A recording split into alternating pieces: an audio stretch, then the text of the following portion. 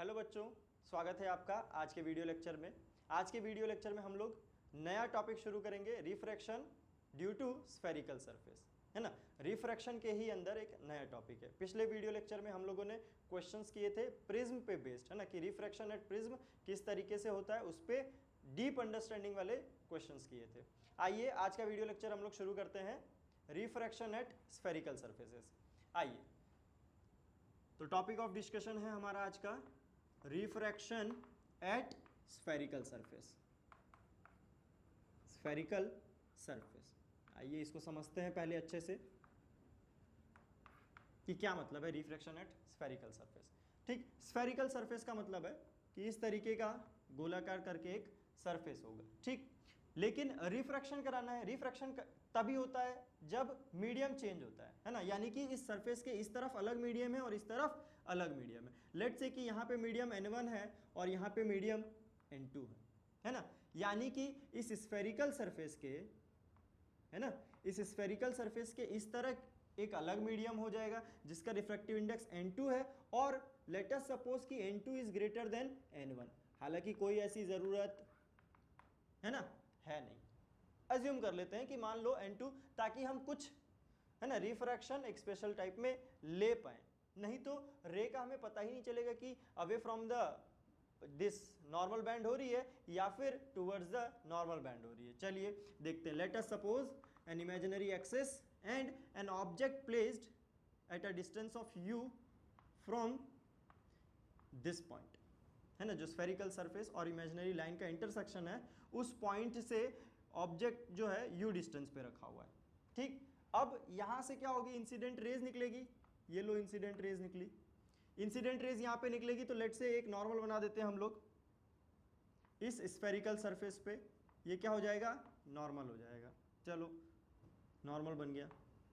अच्छा, नॉर्मल के बाद क्या होगा कि रिफ्रैक्शन होगा, क्योंकि N2 हमने ग्रेटर देन N1 लिया है। रे किस तरफ बैंड हो जाएगी, टूवर्ड्स द नॉर्मल बैंड हो जाएगी। तो ये लो टूवर्ड्स द नॉर्मल बैंड हो गई, दिख रहा है आपको। यानी for this angle of incidence I, this will be angle of refraction R।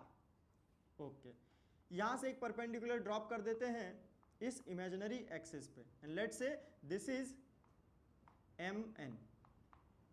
चलिए ट्रायंगल अज्यूम करते हैं हम लोग, ट्रायंगल AMN, और इधर भी एक ट्रायंगल अज्यूम कर लेते हैं BMN। कुछ एंगल्स लेते हैं, ये एंगल अल्फा, ये एंगल बीटा और ये एंगल गामा, है ना।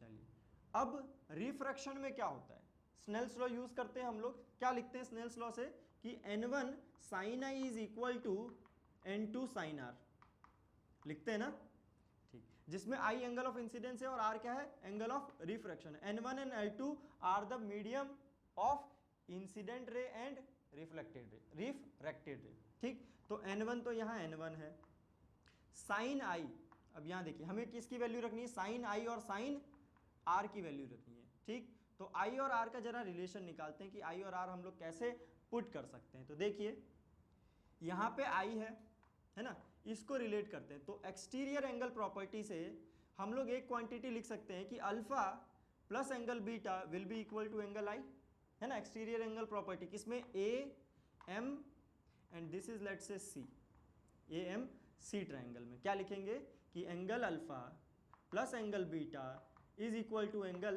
I। ये एक इक्वेशन बोल देते हैं, ठीक। इसी तरीके से एंगल R के लिए भी लिख सकते हैं हम लोग, क्या कि angle gamma plus angle R is equal to beta. लिख सकते हैं क्या कि angle R plus gamma is beta. यानी कि एंगल R की वैल्यू अगर हम लोग लिखना चाहें तो क्या हो जाएगा, gamma minus, sorry beta minus gamma, beta minus gamma. चलो ये मान लेते हैं दूसरी इक्वेशन है, ठीक। अब एक अजम्पशन और है जो कि अभी तक हम लोग जितने भी डेरिवेशन किए हैं ना, स्फेरिकल मिरर के लिए या प्लेन मिरर के लिए, हम लोग एज्यूम करते हैं कि एंगल ऑफ इंसिडेंस और एंगल ऑफ रिफ्रैक्शन जो है, angle I, angle R are very small, are very small. जो कि स्फेरिकल मिरर में हम लोगों ने क्या कहा था कि पैरा एक्सियल रेज है, तो एंगल जो सबटेंड करेगी मिरर पे वो बहुत स्मॉल होगा। तो इसके केस में भी वही होगा। ये क्या है हमारा अजम्पशन, ठीक। इस अजम्पशन के थ्रू हम लोग लिख सकते हैं, अगर आई और आर छोटा होगा तो देखिए यहां क्या लिखेंगे, N1 साइन आई को लिख सकते हैं i which is equal to N2 r. अब आई और आर, टेन आई और टेन आर भी लिख सकते हैं हम लोग, है ना, जब एंगल स्मॉल होता है तो basic mathematics sine i tends to i which is comparable to tan i. देखिए ये यहां पुट कर देते हैं, क्या आएगा, N1 tan I is equal to क्या लिख सकते हैं, N2 टेन आर। तो क्या आप टेन आई और टेन आर की वैल्यू यहाँ ज्योमेट्री से हम लोग इन टर्म्स ऑफ u और v पुट कर सकते हैं, है ना। v क्या हो जाएगा, तो इस पॉइंट से जो फाइनल इमेज बनी है उस वो टोटल डिस्टेंस कितना हो जाएगा, v हो जाएगा। ठीक, अब ये जो नॉर्मल है ये अगर स्फेरिकल सरफेस है ना, तो नॉर्मल हमेशा कहाँ से पास करता है, सेंटर से पास करता है, यानी कि सेंटर से यहाँ तक का डिस्टेंस क्या हो जाएगा, r हो जाएगा, यानी कि रेडियस ऑफ कर्वेचर, जिसको ROC से डिनोट किया जाता है। तो N1 10 i is equal to N2 10 r। आइए आगे लिखते हैं, N1 10 i की वैल्यू लिखते हैं। अब N1 10 i की वैल्यू देखिए, यहां से 10 i की वैल्यू क्या लिख सकते हैं, i की वैल्यू है अल्फा प्लस बीटा, यानी कि हम लोग लिख सकते हैं 10 अल्फा प्लस बीटा। चलो ठीक, तो i की वैल्यू यहां से लिखते हैं कि N1 i की वैल्यू लिखिए, क्या लिखेंगे हम लोग, this i is alpha plus beta, तो लिखा हम लोगों ने alpha plus beta is equal to N2, r की जगह क्या लिख दिया, बीटा माइनस गामा, है ना।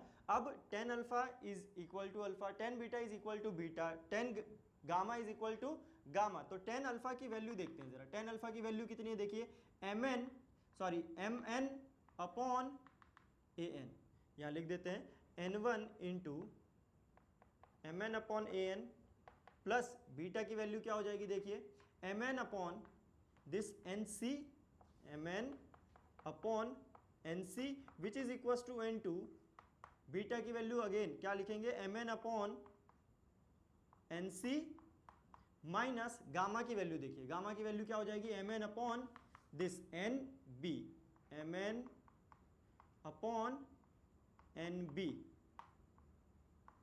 ये हो जाएगी गामा की वैल्यू। चलिए सॉल्व कर देते हैं, तो mn तो खत्म हो जाएगा, बचेगा क्या, n1 इंटू 1 बाय an, है ना। अब ये n जो है, an जो है ना, mn, ये यहाँ से प्रोजेक्ट किया गया है बिल्कुल इस एक्सिस पे। तो अल्फा बीटा गामा जब स्मॉल होगा और ये जो रेडियस ऑफ कर्वेचर है ना, ये इस तरीके से इतना छोटा लिया जाएगा कि ये वाली लाइन और ये जो कर्वेचर का लेंथ है ये लगभग बराबर हो जाए, है ना। ये भी एक क्या है, हमारा अजम्पशन है कि ये लेंथ और ये लेंथ बराबर हो जाए। तो जब ये बराबर होगा तो लगभग ये वाला पॉइंट जो कि P कह सकते हैं या सेंटर है O कह देते हैं, कि ON जो डिस्टेंस है वो क्या हो जाएगा, नेग्लिजिबल हो जाएगा। तो इफ ON इज नेग्लिजिबल, है ना, ये क्या है, अजम्पशन है कि ON अगर नेग्लिजिबल हो तो देखिए हम लोग क्या लिख सकते हैं कि AN जो लिखा है उसको लिख सकते हैं AO से, लिख सकते हैं ना AO से, यानी कि 1 by AO plus 1 by NC उसको क्या लिख सकते हैं CO equal to N2 1 by NC again 1 by CO minus 1 by NB which can be written as BO। दिख रहा है आपको NB, जिसको मैं यहाँ से लिख देता हूँ, है ना, NB को BO। ठीक, अब इसकी जरा वैल्यू पुट करते हैं, तो N1 AO, ध्यान दीजिए AO क्या हो जाएगा, यहाँ पे ऑब्जेक्ट डिस्टेंस है यानी कि U, तो 1 by U plus 1 by CO, ये क्या हो जाएगा, रेडियस ऑफ कर्वेचर, यानी कि 1 by R is equal to ये क्या है N2 into 1 by R minus 1 by V हो जाएगा, है ना। BO is equal to image distance V। चलिए इसको सॉल्व करते हैं, क्या आएगा, N1 बाई U, है ना, यहाँ से आएगा plus N2 by V is equal to N2 minus N1 by R। बोलो समझ में आया क्या, है ना। क्या किया हमने, बस सिंपली इसको सॉल्व किया है, N1 बाई U और यहाँ से N2 by V minus N2 by V, इधर आएगा तो क्या हो जाएगा, प्लस N2 बाई V, ये आ गया। अच्छा अब देखिए, ये तो हमने डिराइव किया है, लेकिन इसमें इस फॉर्मूले में कुछ गड़बड़ी है, हम लोग इसको डायरेक्टली यूज नहीं कर सकते हैं। क्यों नहीं कर सकते हैं? ध्यान दीजिए कि u, v और r जो हम लोगों ने लिया है वो क्या है? वो डिस्टेंस है, डायरेक्टली लेंथ लिया है ना वो हम लोगों ने। लेकिन जब हम लोग फॉर्मूला यूज करते हैं तो फॉर्मूले में हम लोग ध्यान दीजिए कि डिस्टेंस डालते हैं या फिर कोऑर्डिनेट्स डालते हैं। याद कीजिए स्फेरिकल मिरर में अगर पॉइंट यहां पे हो तो हम लोग क्या लिखते थे? -20 u की वैल्यू लिखते थे ना। अगर यहां हो, मिरर के इस तरफ हो, यानी कि इनकमिंग रेस के उसी डायरेक्शन में हो, तो क्या लिखते थे? +50 या +v, यानी कि हम लोग कोऑर्डिनेट्स डालते थे, डिस्टेंस नहीं डालते थे, लेंथ नहीं डालते थे। तो हमें इस फॉर्मूले को कोऑर्डिनेट सिस्टम में चेंज करना पड़ेगा ताकि हम लोग इसमें कोऑर्डिनेट्स डाल सकें। अभी क्या है, अगर हम लोग पुट भी करेंगे तो क्या चीज पुट करेंगे यार? हमें डिस्टेंस पुट करना पड़ेगा, क्योंकि u, v और r क्या है? डिस्टेंस है। तो जो फॉर्मूला डिस्टेंस के लिए आया है उसमें डिस्टेंस पुट किया जाएगा, जो फॉर्मूला कोऑर्डिनेट्स के साथ आया है उसमें क्या पुट करेंगे? कोऑर्डिनेट्स पुट करेंगे। तो देखिए क्या हो जाएगा, है ना? कोऑर्डिनेट्स पुट करने के बाद फाइनल इक्वेशन क्या आएगी? n1/u, है ना? u की वैल्यू क्या हो जाएगी? देखिए यहां पे n1/u। अब incoming rays, sign convention exactly वैसा ही जैसा कि मिरर में हम लोगों ने किया था। इनकमिंग रेस की डायरेक्शन में जो भी क्वांटिटीज है वो पॉजिटिव, और इनकमिंग रेस के ऑपोजिट डायरेक्शन में जो है वो सारी क्वांटिटीज क्या हो जाएगी? नेगेटिव। तो देखिए u नापने के लिए सेंटर कहां लिया जाएगा? यहां लिया जाएगा, है ना? स्फेरिकल सरफेस और इमेजिनरी लाइन का इंटरसेक्शन। तो यहां से हमें ऑब्जेक्ट डिस्टेंस नापने के लिए किधर जाना पड़ रहा है? इनकमिंग रेस के उल्टे डायरेक्शन में। अगर उल्टे डायरेक्शन में जाएंगे तो नेगेटिव लिखना पड़ेगा, यानी कि -n1/u। n2/v में देखिए v किस तरफ है? इस तरफ है, यानी कि इनकमिंग रेस के डायरेक्शन में है। तो ये क्या हो जाएगा? पॉजिटिव, यानी कि n2/v minus n1/u is equal to n2 minus n1 divide by r। देखिए r किस तरफ है? तो r इस तरफ है इस केस के लिए, तो इस केस में क्या लिखेंगे? +r। यानी कि ये जो फॉर्मूला हम लोगों ने फाइनली डिराइव किया है ये कोऑर्डिनेट सिस्टम के लिए फॉर्मूला है। यानी कि अब जो भी कोऑर्डिनेट्स हम इसमें पुट करना चाहें पुट कर सकते हैं और वो वैलिड होगा। -20, -30, -50 जो भी डालना है, +20 +50 जैसा कि ऑब्जेक्ट और इमेज बन रहा है उसके अकॉर्डिंगली हम इसमें कोऑर्डिनेट्स पुट कर सकते हैं। यानी कि this is our valid formula. किसके लिए है? Refraction at spherical surface. n2/v, n2 is the medium in which image is formed, यानी कि रिफ्रैक्टेड रे आर प्रेजेंट। n2, n1 कौन सा मीडियम है? देखिए u के ऊपर है, यानी कि n1 is the medium in which object is present, यानी कि इंसिडेंट रेज आर प्रेजेंट। देखिए n1/u is equals to n2 minus n1/r, where r is radius of curvature of the spherical surface on which we are seeing this refraction। बोलो समझ में आया नहीं आया यार? सिंपल सा डेरिवेशन है ना, कुछ नहीं, ये हमने पहले भी किया है ना? स्फेरिकल मिरर के लिए यार किया है नहीं किया है? तो सेम प्रोसीजर यूज करते हुए उसमें भी सेम असम्पशन थे कि ए, आई और आर जो है वो हम लोग को छोटे लेने पड़ेंगे, है ना, पैराएक्सियल रेस के लिए। दूसरा कि ये जो सेक्शन है ये दोनों कंपेरेबल हो जाएंगे, यानी कि this distance O N will be negligible. Same सारी प्रोसीजर जो है कि रिपीट किया हम लोगों ने। फाइनली हमारा क्या है? स्नेल्स लॉ यूज हुआ। इसमें क्या है डिफरेंस? स्नेल्स लॉ को यूज करते हुए हम लोग क्या ले आए हैं? रिफ्रैक्शन एट स्फेरिकल सरफेस के लिए बेसिक फॉर्मूला। ठीक, आइए इसको नोट कीजिए। हम लोग कुछ क्वेश्चन करते हैं इस पे बेस्ड, ताकि ये चीज क्लियर हो जाए। अच्छा, क्वेश्चन करने से पहले एक चीज और इंपॉर्टेंट है, ये मिटाता हूं मैं, यहां लिखूंगा। देखिए क्या इंपॉर्टेंट है, तो याद कीजिए हम लोग एक क्वांटिटी और पढ़ते थे, मैग्निफिकेशन, कि इमेज जो फॉर्म हो रही है वो कितनी बड़ी फॉर्म हो रही है या कितनी छोटी फॉर्म हो रही है हमारे ऑब्जेक्ट के हाइट से। ठीक, तो देखिए मैग्निफिकेशन के लिए क्या करेंगे?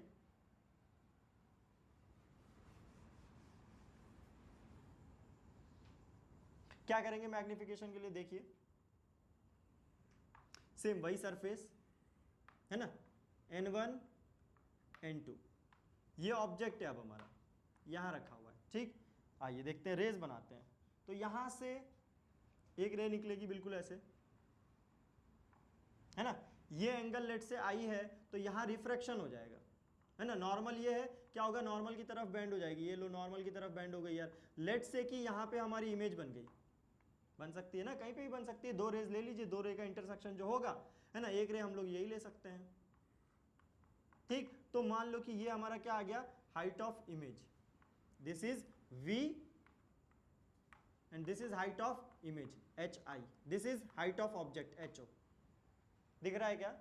ठीक, तो मैग्निफिकेशन जो होता है, मैग्निफिकेशन क्या होता है? Formula magnification is hi by H naught, है ना, H I by H naught. ठीक, तो H I by H naught क्या लिखेंगे, देखिए N1 sine I, N1 sine I is equal to N2 sine R. बखूबी हम ये जानते हैं कि वापस से आई और आर क्या है, छोटा है, आई आर छोटा है, तो साइन आई को हम लोग लिख सकते हैं टेन आई और साइन आर को लिख सकते हैं टेन आर। तो देखिए क्या आ जाएगा, N1 tan i will be equal to N2 tan r. Tan आई की वैल्यू यहां से रखते हैं, टेन आई की वैल्यू क्या हो जाएगी, H naught upon this distance is what we call object distance and this distance is image distance. तो N1 टेन आई की जगह क्या रख देंगे, H naught by U which is equal to N2 into tan R की जगह क्या रख देंगे, ये एंगल आर है तो एच आई बाई वी। देखिए क्या रिड्यूस हो गया ये फाइनली फॉर्मूला, यानी कि H I by H naught is equal to N1 by N2 into V by U. बोलो कोई दिक्कत, कोई दिक्कत है?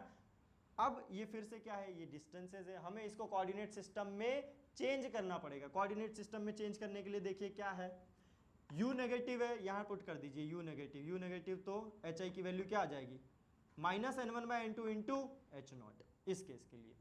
तो समझ में आया आपको मैग्निफिकेशन कैसे निकालते हैं in case of refraction at spherical surface. आइए एक आध क्वेश्चन करते हैं इस कॉन्सेप्ट को क्लियर करने के लिए।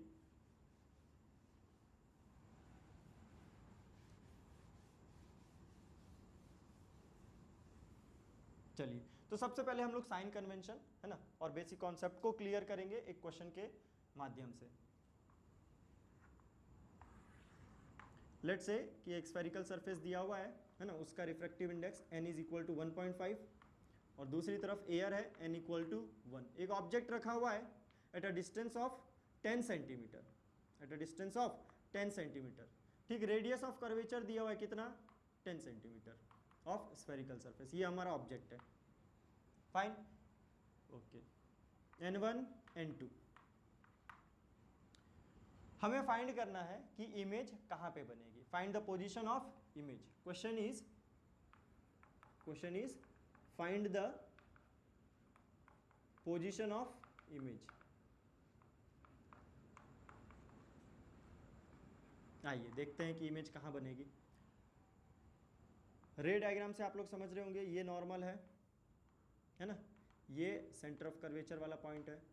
रे will bend towards the normal, N2 is greater than N1। क्या फॉर्मूला यूज करेंगे, N2 by V minus N1 by U, है ना, N2 के नीचे V, N1 के नीचे U। नेगेटिव साइन, क्योंकि उस केस में याद कीजिए जिसके लिए डिराइव किया था उसमें क्या था, U नेगेटिव, तो कोऑर्डिनेट सिस्टम में चेंज करने के लिए यहाँ पे U क्या लगाया था, नेगेटिव, यानी कि N2 by V minus N1 by U is equal to nothing but N2 minus N1 by R which is radius of curvature. ठीक, तो इसमें पुट कर देते हैं सिंपल सा फॉर्मूला। N2 की वैल्यू देखिए, N2 क्या हो जाएगा, सेकंड मीडियम, N2 इज 1.5, जिसको हम लोग लिख सकते हैं 3/2v माइनस N1 1 हो जाएगा। ऑब्जेक्ट डिस्टेंस दिया हुआ है 10 सेंटीमीटर, पॉजिटिव और negative, negative is equal to N2 minus N1, यानी कि 1.5 minus 1 divided by radius of curvature is 10 centimetre. Positive negative positive, क्यों, क्योंकि इनकमिंग रेज इस तरफ है और रेडियस ऑफ कर्वेचर आर भी हमें इसी तरफ जाके मेजर करना है ना, यानी कि इस तरफ सारी क्वांटिटी पॉजिटिव, इस तरफ सारी क्वांटिटी नेगेटिव, कोई दिक्कत नहीं होनी चाहिए, है ना। हम ऐसे याद नहीं करेंगे कि इस तरफ पॉजिटिव इस तरफ नेगेटिव, अरे हो सकता है क्वेश्चन पलट दिया जाए यार, है ना, इसी को जस्ट मैं घुमा दूं तो भी कहेंगे आप इधर पॉजिटिव इधर नेगेटिव, नहीं ऐसा कह सकते हैं क्या, कैसे याद रखना है हम लोगों को, एक्चुअली याद नहीं रखना है, बेसिक सा कॉन्सेप्ट है कि इनकमिंग रेस की डायरेक्शन में हम पॉजिटिव साइन लेंगे और इनकमिंग रेस के ऑपोजिट डायरेक्शन में नेगेटिव साइन लेंगे। ठीक, तो पॉजिटिव नेगेटिव क्लियर हुआ, हम लोगों ने वैल्यू पुट कर दी, क्या आएगा देखिए 3/2v है ना इज इक्वल्स टू, ये आया 1/20, सॉल्व किया तो ये क्या जाएगा प्लस, इधर जाएगा तो माइनस 1/10, यानी कि 3/2v implies 3/2v is equals to, ये कितना आ जाएगा यार 1/20। Solving this we will get v is equal to, है ना, कितना आ जाएगा -10 डिवाइडेड बाई 3। ये किसकी वैल्यू आ गई, v की वैल्यू आ गई, है ना।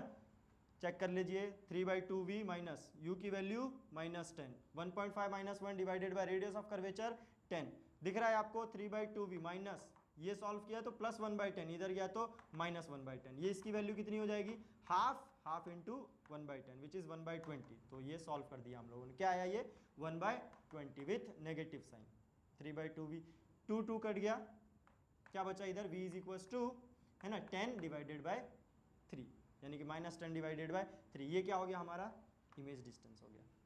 दिख रहा है बच्चों, ठीक। आइए इसी पे बेस्ड एक क्वेश्चन और करते हैं। बहुत वैरायटी ऑफ क्वेश्चंस मिलेंगे, है ना, कॉन्सेप्ट सेम यूज होगा, लेकिन कब कौन सी चीज कहां यूज करनी है ये हमें पता होना चाहिए। तो करते हैं, फॉर एग्जाम्पल नंबर 2, देखिए क्या है, a spherical surface is given in the form of sphere, sphere के फॉर्म में दिया हुआ है, ये इमेजिनरी हमारी एक्सिस, ठीक। रेडियस ऑफ कर्वेचर दिया हुआ है ना, इसका 20 सेंटीमीटर, कितना 20 सेंटीमीटर। ऑब्जेक्ट जो है वो स्लाइटली सेंटर से राइट की तरफ रखा हुआ है, जो कि फर्स्ट सरफेस से, है ना, इस तरफ वाले सरफेस से इसकी डिस्टेंस है 30 सेंटीमीटर, ठीक। Refractive index of the sphere is 2, refractive index of the medium is again 1, यानी कि क्या है एयर है। चलो बहुत बढ़िया। एक ऑब्जर्वर है इसके लेफ्ट साइड में, ये लो ऑब्जर्वर है, ये इस ऑब्जेक्ट को देखना चाहता है ना, देखना चाहता है, तो अब हमें फाइंड ये करना है कि उसकी इमेज कहाँ पे इसे नजर आएगी, है ना। ये केस प्रैक्टिकल एग्जांपल का ही है, जैसे कि आप लोगों ने पेपर वेट देखा होगा, गोल सा जो पेपर वेट होता है ना, पेपर के ऊपर रखते हैं हम लोग, उसके अंदर मान लीजिए कहीं एक ड्रॉप है ना, एयर बबल डाल दिए जाते हैं डिजाइनिंग के लिए, तो वो एयर बबल जो है वो बाहर से कोई ऑब्जर्वर देखेगा तो उसे कहाँ दिखाई देगा, इस तरीके। या फिर आपने स्मॉल पेबल्स जो होते हैं, है ना, जिससे हम लोग बचपन में खेला करते थे, उसमें भी देखा होगा अंदर कुछ कुछ डिजाइनें बनी होती थी, तो वो डिजाइन अगर हम लोग बाहर से देखें तो एक्चुअल उसकी पोजीशन से थोड़ा सा अलग दिखाई देगा। तो आइए सॉल्व करते हैं क्वेश्चन को, बिल्कुल प्रैक्टिकल एग्जांपल है। देखिए, तो ऑब्जेक्ट कहाँ प्रेजेंट है, यहां प्रेजेंट है, तो ऑब्वियस सी बात है कि ऑब्जेक्ट जहां प्रेजेंट है वहीं से क्या होगा, इंसिडेंट रे निकलेगी, ये क्या हो जाएगा नॉर्मल हो जाएगा, है ना, इस तरफ से निकलेगी, यहां से रिफ्रैक्शन होगा, लेकिन इस बार rays away from the normal bend होगी, rays away from the normal bend होगी, इस तरीके से, है ना, और यही रेज ऑब्जर्वर की आईज में जाएगी, ठीक। एक रे मान लो ऐसे चली गई, एक रे यहां से ऐसे आ गई, इंटरसेक्ट होके उसको, है ना, उसकी इमेज बन गई, ठीक। आइए देखते हैं कि क्या एक्चुअल में ऐसा ही केस हुआ है कि रे डायग्राम थोड़ा सा चेंज होगा तो चेंज कर लेंगे depending on the position of v, ये हमारा अंदाजा है कि हाँ कुछ रे डायग्राम ऐसा बन रहा होगा। फाइनली हम लोग देखेंगे v की पोजीशन फाइंड करके, तो क्या लिखेंगे, देखिए n2/v minus n1/u is equal to n2 minus n1 divided by r, होगा नहीं होगा, ठीक। तो अब देखिए यहाँ n2 क्या है और n1 क्या है, तो ये जो ऑब्जेक्ट है यहाँ से इनकमिंग रेज निकल रही है, यानी कि ये वाली डायरेक्शन क्या हो जाएगी पॉजिटिव, कौन सी डायरेक्शन हो जाएगी पॉजिटिव डायरेक्शन, ये वाली, ठीक। तो ये वाला जो n इक्वल टू 2 है ये क्या हो जाएगा n1 हो जाएगा, और बाहर जो एयर है वो क्या हो जाएगा n2 हो जाएगा, उसमें क्या है रिफ्रैक्टेड रे है, तो देखिए क्या लिखेंगे n2 यानी कि 1/v माइनस n1 की value is 2 divided by u क्या है यहाँ से 30 सेंटीमीटर, प्लस और minus -30 centimetre, n2 minus n1 देखिए क्या हो जाएगा 1 minus 2, radius of curvature is given 20 centimetre. Solve कर लेते हैं इसको, क्या आ जाएगा देखिए 1/v इज इक्वल टू, ये आ गया -1/20, है ना, माइनस माइनस प्लस, जो कि इधर जाके क्या हो गया 2/30, है ना। देखिए ये क्या आ जाएगा, यानी कि 1/v, यहाँ लिखता हूँ मैं 1/v इज इक्वल टू 60, है ना, -3 माइनस ये कितना हो जाएगा 4 हो जाएगा, है ना, 2 2 4, तो ये v कितना आ गया देखिए, दिख रहा है यहाँ पे, चलिए ऊपर लिख देता हूँ, v implies v is equal to, है ना, माइनस 60 डिवाइडेड बाय 7, कितना आ गया 60 डिवाइडेड बाय 7, है ना, माइनस यानी कि नेगेटिव, -60/7, ये क्या आ गया पोजीशन ऑफ v आ गया, है ना, ठीक। तो नोट कीजिए क्या पूछा था कि इमेज की पोजीशन कहाँ होगी, तो हमने फाइंड किया कि इमेज की पोजीशन कहाँ होगी, v इज इक्वल टू -60/7। समझ में आया आपको अच्छे से? एक बार फिर से मैं दिखा देता हूँ।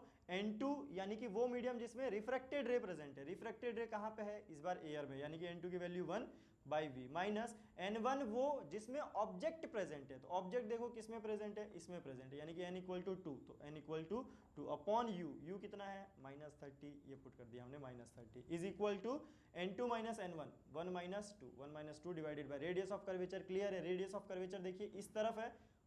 ओ हो, यहाँ पे देखिए स्मॉल मिस्टेक कर दी हम लोगों ने, है ना। रेडियस ऑफ कर्वेचर क्या आएगा?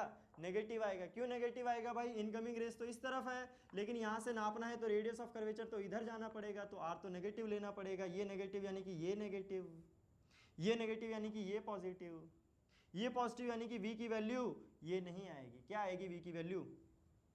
जल्दी बता दो। यानी कि इट इम्प्लाइज 60, ये हो गया 3, ये कितना हो गया 4, है ना, -1/60, यानी कि v की वैल्यू क्या आ गई? 60 आ गई यार। v की वैल्यू 60 आ गई। पॉजिटिव आई नेगेटिव आई? नेगेटिव आई, यानी कि v is equal to -60। Clear हुआ सब कुछ, है ना? कैसे हम लोग क्वेश्चन को अप्रोच करते हैं। स्मॉल मिस्टेक भी की थी। Sign convention is the important thing. मैं अगर मिस्टेक कर सकता हूं तो आप भी मिस्टेक कर सकते हैं। साइन कन्वेंशन पे हमें सबसे ज्यादा ध्यान देना है। साइन कन्वेंशन के लिए कॉन्सेप्ट इजी सा है, इनकमिंग रेस का डायरेक्शन पॉजिटिव, उसके ऑपोजिट डायरेक्शन में नेगेटिव साइन। तो होप कि आपको ये वीडियो लेक्चर समझ में आया हो। आज का वीडियो लेक्चर यहीं तक। क्वेश्चंस इस पे और भी हैं, बहुत सारे क्वेश्चन हैं। अगले वीडियो लेक्चर में हम लोग इस पे क्वेश्चन भी करेंगे, और इसकी डीपीपी, है ना, इस वीडियो के डिस्क्रिप्शन में अटैच है। आप लोग डीपीपी भी सॉल्व कीजिए और कमेंट कीजिए। टेलीग्राम चैनल पे भी आप लोग आइए, वहाँ पे डाउट पूछिए। ठीक है, हम लोग आप लोग के लिए हमेशा प्रेजेंट हैं। ठीक।